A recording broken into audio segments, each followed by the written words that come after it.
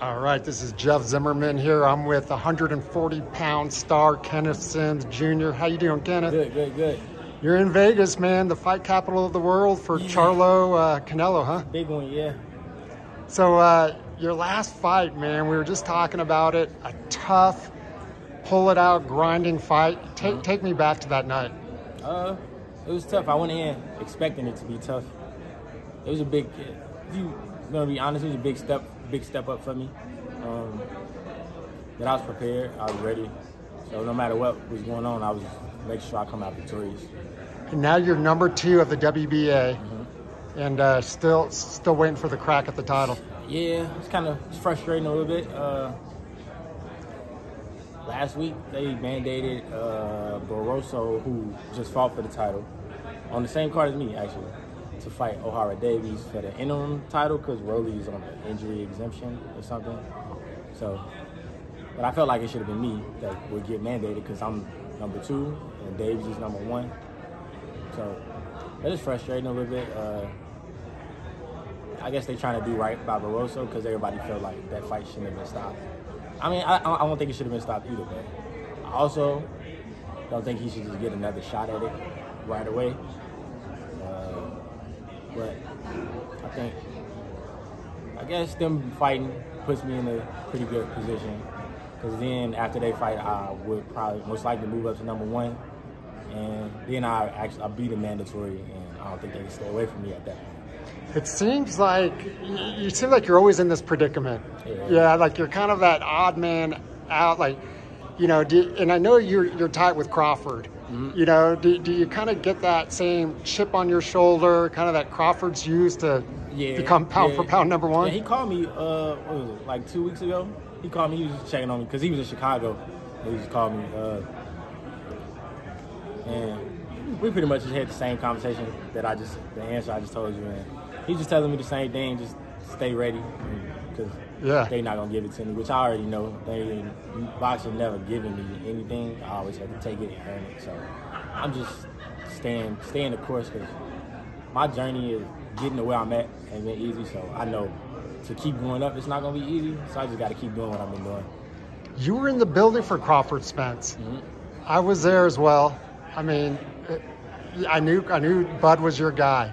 Did you expect to see what he did? Absolutely not. Because Earl is my guy. Like, we're not super close, but I know Earl. So I really don't. I haven't rewatched the fight because I don't want to see Earl getting like that getting beat up. It was tough. But I didn't expect that at all. But that just goes to show you that Bud's the best in the world at this. So. And you've shared the ring with Bud. Yeah, we sparred a lot. In camp with when he was getting ready for Amir Khan, I was just sparring partner. We sparred 10 rounds, 11 rounds straight. So. We talked to Shakur today, and you know him and Bud are tied as well, and you know he learned a lot. You know, especially I learned a lot. Actually, my last fight when he was in the crowd, the 9th round when I hurt the guy, I only knew he was hurt because I heard Bud yell, "He hurt, Kenny, he hurt," and then that's when I jumped on him. Really? So his voice stood. Like if you watch the video, you can hear it. If you know his voice, you can hear it in the background of the video of the 9th round of my fight. What's the biggest thing you've taken away from just in the ring or out of the ring with Bud? Work ethic. Every time you step in the gym, give it everything you got. I think that's part of the reason why he where he at today. So, you know, trying to let nobody work hard as me. And he's strong as hell, isn't he? Yeah, he's strong. He's strong. He's super strong. Yeah. And he plays so much that everybody don't know he's strong because he always want to wrestle everybody. So you're here. Obviously, you're based in Chicago, but you do fight camp out here. Talking about your next fight in November. Well, I'm supposed to fight in December. Or December. I don't really got locked in yet. We're still trying to figure out specifics.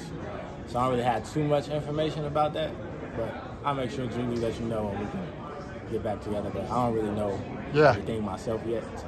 Definitely, and obviously big fight this weekend, Jermell, Charlo, and Canelo. Break it down, and who do you like? It depends on which Canelo it is, I guess. If it's the Canelo old that puts his punches together, throw combinations, I think he wins pretty convincingly.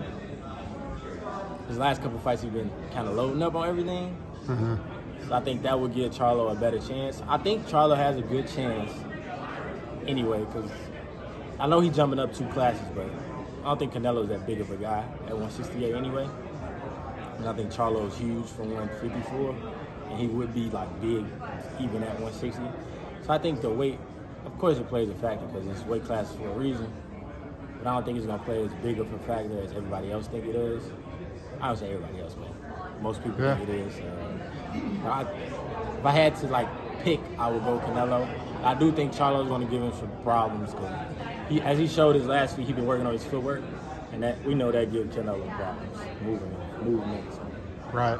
Well, and one person that said weight classes in this situation, Canelo said he doesn't think it's a big deal because he's done it himself. Yeah, I don't think it's like a big.